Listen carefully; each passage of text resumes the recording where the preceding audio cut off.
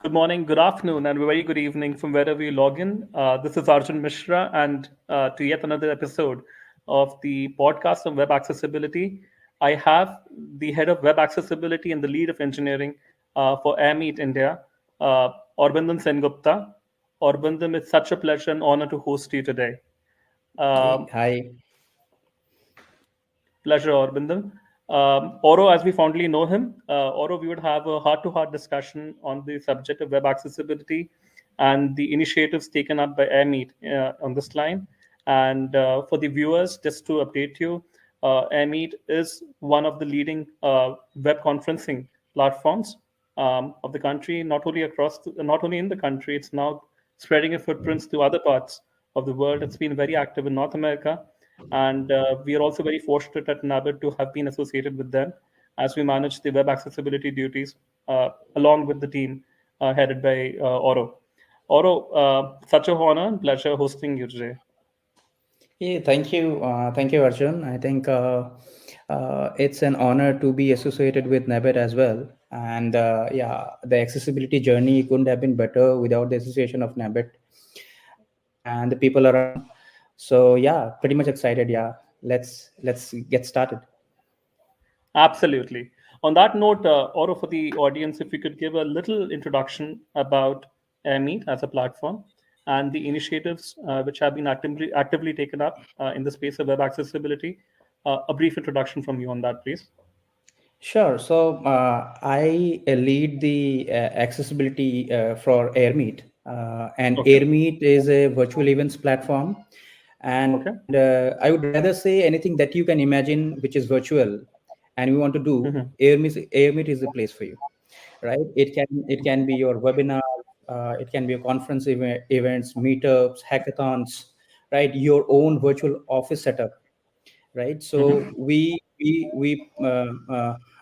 we have a our own virtual lounge that we have. So that's a virtual office setup for ourselves. So anything that you can think Mhm. of, Airmeet is the place. And we take inclusiveness and taking things into totality, where we have a global audience, right? Right. So that's where people from all fronts come in, and accessibility is a core area that you have invested in, right? Okay. Yeah, so we have been working on accessibility for the past year and a half, Mhm. and with organizations such as yours, NABED, it Mhm. gives an iron fist and a good trust, right, Mhm. to flip whatever nuances that we have, right, like to make fine tune the accessibility journey so that it's a very smooth experience for differently able users. Right. So help me understand this. What are those unique features which Airmeet has incorporated for making the differently abled users being able to seamlessly interact, much like their peers who are non-disabled? If those few top features which you would want to highlight for the audience at Airmeet as Right. a platform. So, of course. At the very advent, I like to tell, Mhm. say, Airmeet, as we have mentioned, like it's kind of accessible, right? Our primary forte or focus area is right now web. We would also invest on app at a later point of time, but right now the accessibility is purely revolving around accessibility. What we Okay. have done over the past year is make our attendee journey fully Okay. accessible, right?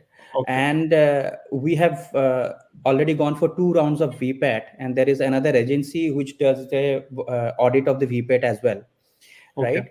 So uh, we are almost compliant, or Okay. we are progressively working and making our components accessible.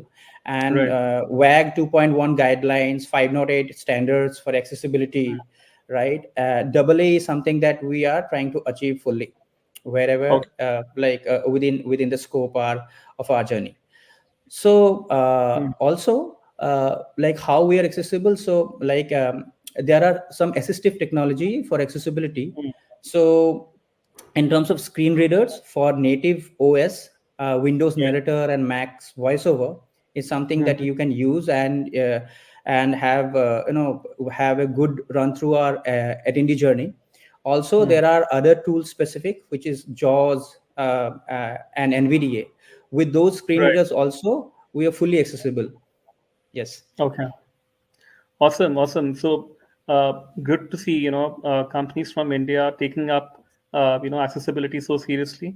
It's scarce, and Airmeet is taking the rightful position of being the front runner in this space. Such a pleasure to know that. Oro, more around web accessibility, and as we had initially mentioned to the audience, primarily users are in the North American region, uh, for the and of course in other parts of the world too. For the knowledge of the audience, and primarily because we have this huge segment of our podcast consumers who are companies who are making the transition into making their softwares or applications accessible. Can you highlight some prior standards which has been the hallmark or benchmark which you have tried to achieve, which can then endorse the accessibility standards which Airmeet has been seeking for? Some thoughts around that, and how has been the accessibility journey for Airmeet for other companies to incorporate the same? Right. So, if you see Airmeet as a organization, right? So, our first page, it's an organization wherein, like, we can say, like, uh, as a startup, our initial goal was to go to market. So we have various features or components that we have pushed, right, for the users' consumption. Second Right. is, what we have done is, just have to pause this area and go to the flow. Huh. Be good. Yeah. So Airmeet, being a startup, right? Our initial goal was to just go to market and push all the new features, or like the niche features that we have, right? Which Mhm. differentiates us from other competitors, right? Correct. And Correct. put up a parity in the market, right? So Hmm. now that we have graduated over in many parts, right? And some of Right. them are very niche to our product, right? Some of the features and components are very niche to our product. I think the next thing was to go and diversify and broaden our base, right? So the horizon is kind of, it's endless, right? So it's so many opportunities. So for the enterprise customers and also for the general audience consumption, right? So accessibility is something that we thought it's something that should be taken on priority. So Right. one thing is, for any such product which is kind of developed, or Hmm. it's not in a phase, like it's from its very inception, Hmm. accessibility was there, right? Because of Okay. the nature of the product, right? So Right. advice would be to understand the go through the there are W3G guidelines, WAG guidelines, 508 Hmm. guidelines, ADA Hmm. guidelines. Go through all of Right. them and take cognizance of the fact is what take a brief audit of the current ecosystem of that current platform, and after that take notes of what uh, or which line items that we would like to make accessible, so that the Hmm. journey in that platform is very smooth, and progressively act on it, right? And engage some specialists like you, who had why it is important is that, see, if we are to develop in house, there are so many things that you can actually, there are like we have specialists and they have skill sets and knowledge. So if we partner, that is one option I would definitely suggest to certain Okay. organizations, right? It helps. And what more is that, like, whenever we do for or go for any new product features, make Right. those components accessible from I mean from the birth, right? When they are Right. getting developed, they are accessible by nature, so that it evolves as a totality, like evolves in totality, and the product is kind of accessible the more you go and the more you push your new features. So that way, these are the few advices I'd like to, or the learnings I would say that we have from Airmeet. So, Oro, when it comes to Airmeet's journey, and rightly you mentioned about the importance of having associations with organizations which have a little dedicated or a more who have maybe accessibility as a core strength, and partnering with them being the best way forward, because that helps in bringing important synergies, which then delivers into more speedy implementation of the accessibility standards being implemented. Um, Now, in the journey of making accessible, certain important or the most important, curbs or challenges that you faced or roadblocks that you faced, could you have some thoughts to that? As this could be, insightful for companies who are walking that path and might get to learn from your experience. Right. So first starts with it starts from the very basic, right? So right from scaffolding a team, right? Although I have previous experiences with, and I'm fortunate, and some of our colleagues also have previous experiences of working with accessibility, right? Hmm. But there are few things that we need to pass on and groom the team in terms of accessibility, right? Keep abreast what is what, and it's also not only the engineering, say the development team, it's also the QA, right? Hmm. Lot of learnings needs to be accumulated. So that is one thing that you have to, if there is no team, you have to build a team scratch from the scratch, keep the knowledge base up to date, and get them into some trainings, Hmm. and again, I like, associations and all those help, right? Now that the team comes at par with the knowledge and the technical know-how, the next step is to understand the complexities around building the accessibility. So it's not that if we are to, at least we professor what we have learned, accessibility is something that cannot be a big bang a deliverable. It's Hmm. always a progressive migration from what we are and where we will achieve, right? Right. Have realistic timelines from where we want to go for, Hmm. and break into smaller milestones, and that way we will see the results. So, also one important aspect when it comes to user experiences, is there any analyticals or data or analytics which Airmeet has been incorporating to get insights of the differently abled consumers of the platform, as in Yeah, what has been their I challenges? think many of our Fortune 500 conglomerates, right? Right. They have been using they are using accessibility primarily because we are So, accessible. Basically, we are using Airmeet mm, because we are accessible. So that says volumes about the audience that we have, right? So right. these conglomerates have, again, they have their internal audiences, and also they have their customers and their Mm, end users. So it's quite a right. large base worldwide, which is a Mm, geographically distributed, like they have a lot of products and like end users. So it's a very big base. So analytics is around, um, yeah, we have substantial, we can say that good amount of people always. So we have seen events mm, wherein a lot of people have been participating, who are differently abled, and they're able okay. to, of course, there are audiences who also give a lot of feedbacks to how we can improve the systems and all. But overall, Mm, all like we have been with partnering with people who have very good amount of a number of audience mm. who are different. Right. Absolutely. So that's an important, point which you brought about on how the importance of, in a way, monopolizing potential customers by being accessible, something which Airmeet uniquely had. And you spoke about how, Fortune 500 companies chose Airmeet as a platform primarily, apart from the features, also because of the fact that it was accessible. And when it came to them offering it to their consumers, they were very, specific, and they were very aware of the fact that if their platforms aren't accessible, potentially that can exclude a huge populace from consuming that important data, and that's where Airmeet having that implemented also stood to gain a lot from this. So thank you for bringing this to the forefront, because many companies, unfortunately, do not understand the importance when it comes to accessibility. And when industry leaders like you speak about the importance of it, I think that's what the podcast eventually aims to achieve through our efforts. So really thankful for bringing this to the forefront, Oro. Also, Oro, moving to the next question, um, is there any future plans or developments which aren't privy, which you would want to bring up to the audience, uh, generally in Airmeet or a next version maybe which is coming up, which is already in public domain?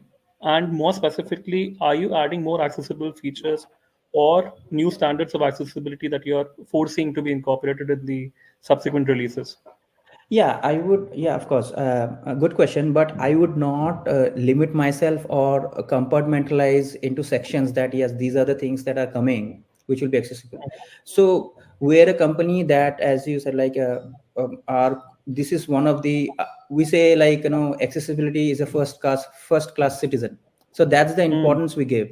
So Okay. if you go to our like our page, our homepage, and our events page, right? So we will, like, wherever we declare that the features that we are that there are for upcoming features, they will be by default accessible, Okay. right? So Okay. that's where, of course, that, like, the journey that you have actually sectioned out is the attendee journey. So that's where we see that the most, or the major traffic is.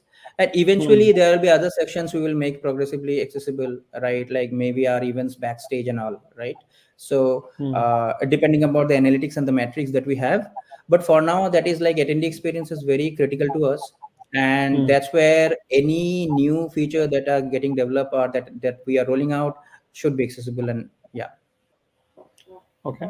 And when it comes to collaterals and say marketing material, so for example, if I'm a licensee of Airmeet and I'm a business which may want to create collaterals via the platform, which will be now will that collateral also be accessible? So if I'm a person with visual impairment and I'm to consume the collateral which the company is creating, does Airmeet help in making that collateral also accessible, or is it limited just to the platform?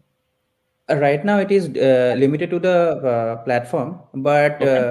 our segments, and we have a warehouse wherein, like, there are a lot of consumable items, right? So in Hmm. our application, so that we will, that is right now not in the roadmap, but eventually that has to also be there, because these are Okay. anyways getting consumed.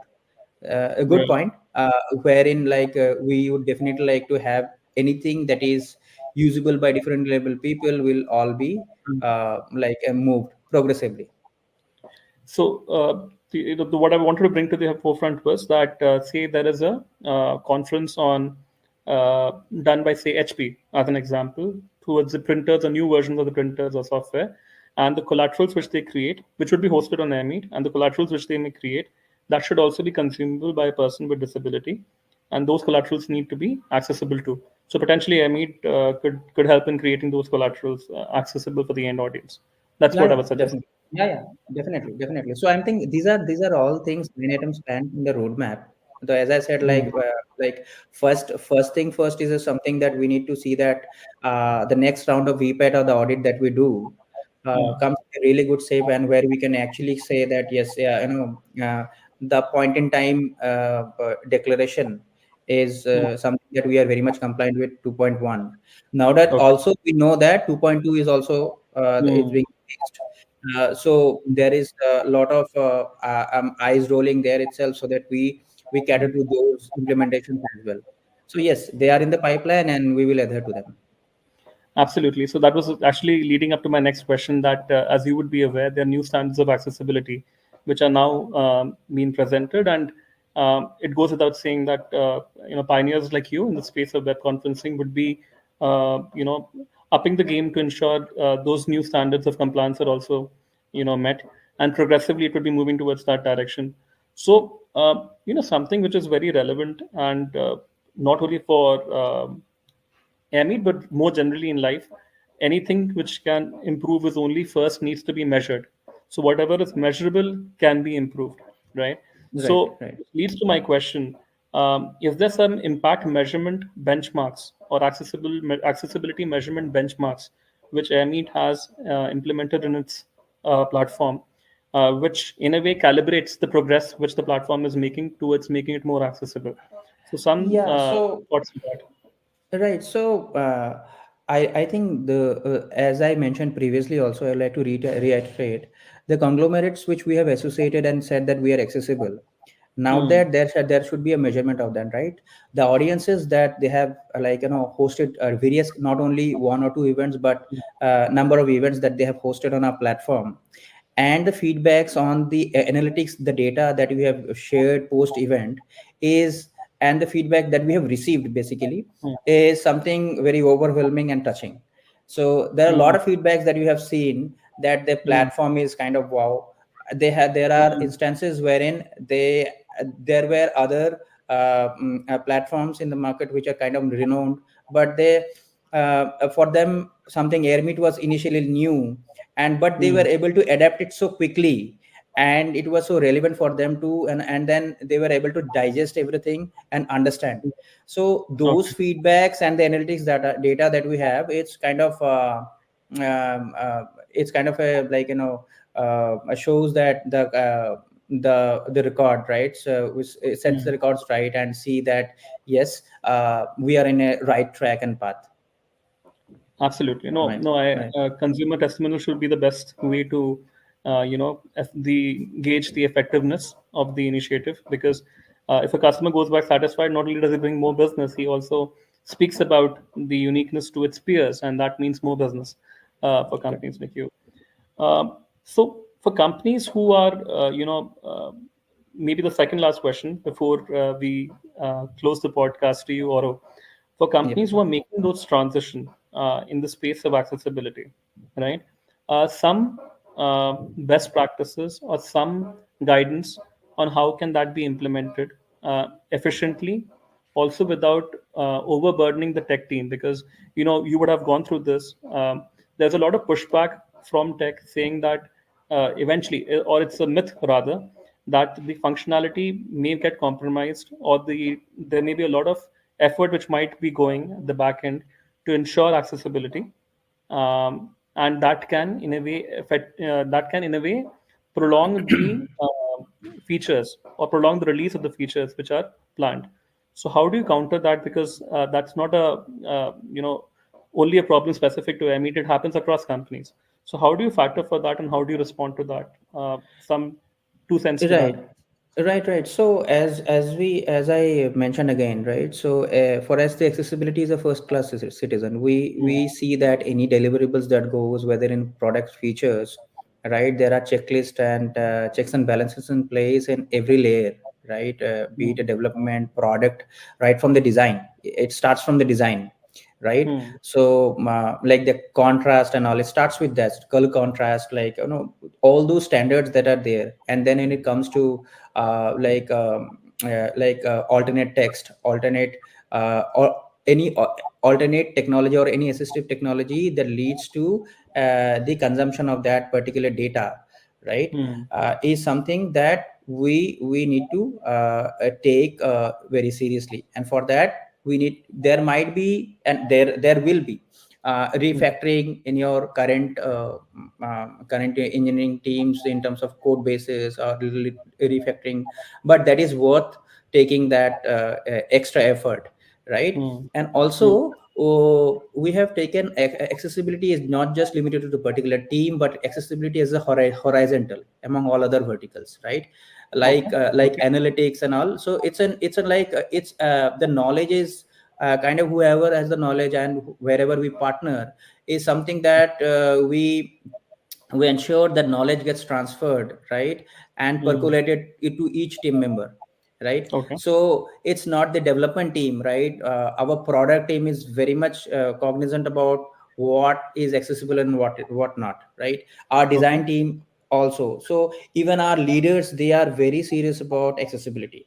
And I must thank our leaders, is that Hmm. without their help and their guidance, right? Because they get a Hmm. lot of feedbacks from about different platforms for our Hmm. platform, and what is going well and not well in the market. So they Hmm. do understand that this is an important thing that we should not miss, right?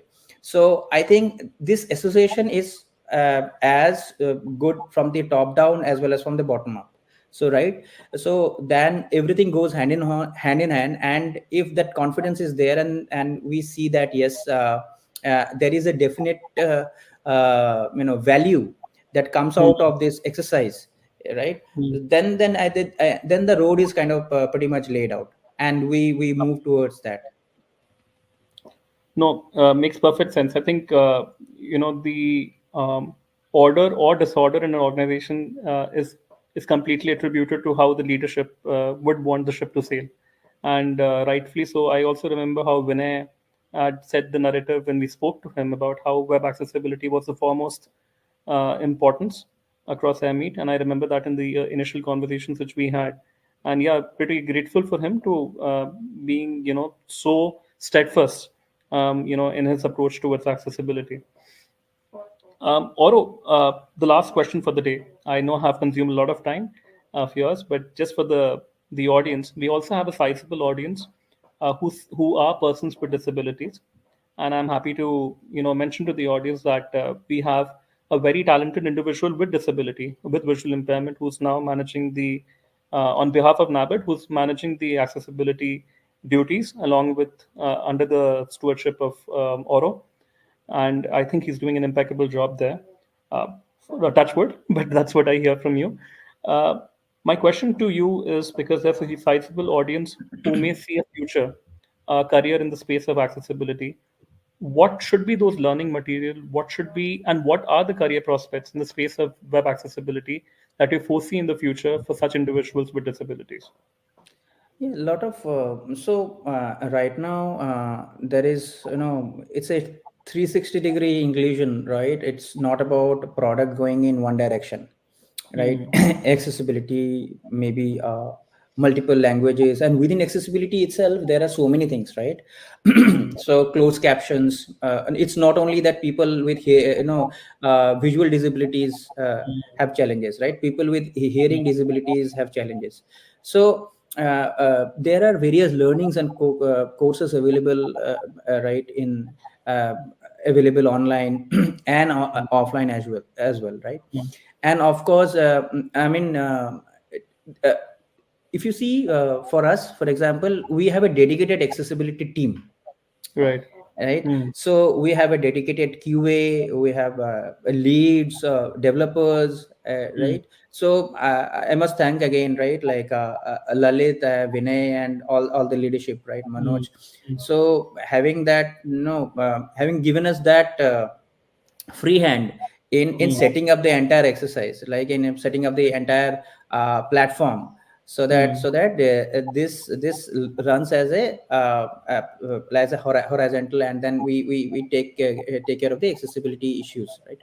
uh, so if you see that, with Airmeet being a startup can afford to have a specialist accessibility team, mm, just wonder about big enterprises and who have actually higher business avenues. There are a mm. lot of a lot of opportunities around the globe. So Okay. a very very defining and good career option, if Mm, specifically in terms of accessibility, right? mm. Yeah. Oro, the last question before we part. I'm sorry, I'm saying last every time and I'm extending the interview. Retrofit versus having accessibility ingrained initially.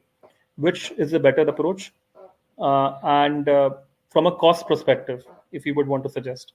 So cost wise, see, if it is right from the advent, it will save you the cost, right? Because Okay. retrofitting means you are fitting something from which is already being built to something that additionally you need to do. Although both the approaches work, Mm, but if someone or like some company have that option to mm, develop from the start, then I think they mm. should consider accessibility as one of the primary areas of doneness, right? Okay. So that is something they can do. Otherwise, retrofitting is also something that any, because the more we see businesses coming, Mm, eventually we will see a world where it has to be accessible, right from the mm. data, right from the platform to the data that we consume, it has to be accessible, right? Correct. Correct. So that is important. So I think both works, but of course, Mm. like initial adaptation should be good.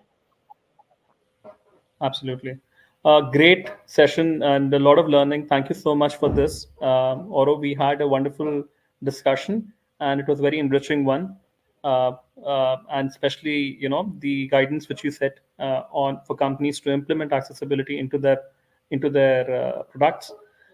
Thank you so much. Indebted to you to being a part of this podcast, and look forward for more association with Airmeet going forward. Parting words from you before we close.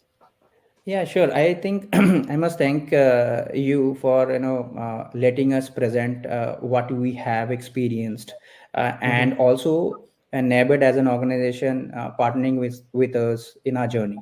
So thanks first of all for that. Uh, to all your audiences and the people around the globe, I would say that the podcast or like similar experiences can be also witnessed on Airmeet. So next Mm. thing that we host can be also be done on Airmeet. To experience that, I welcome everyone, because since it is as we say that it is accessible, you please Mm. um, we have the platform for you. Experience it. We are and put all your feedbacks. We'll try to improve, and wherever we see that there are gaps, and I hope that they will give you a good and soothing experience all over. With that, I think I say thank you to all of you. Thank you so much, and I'll strongly recommend Airmeet as a platform since we've been a part of this. Thank you so much for your time. Thanks, Oro. Thank you. Bye. Thank you. Bye.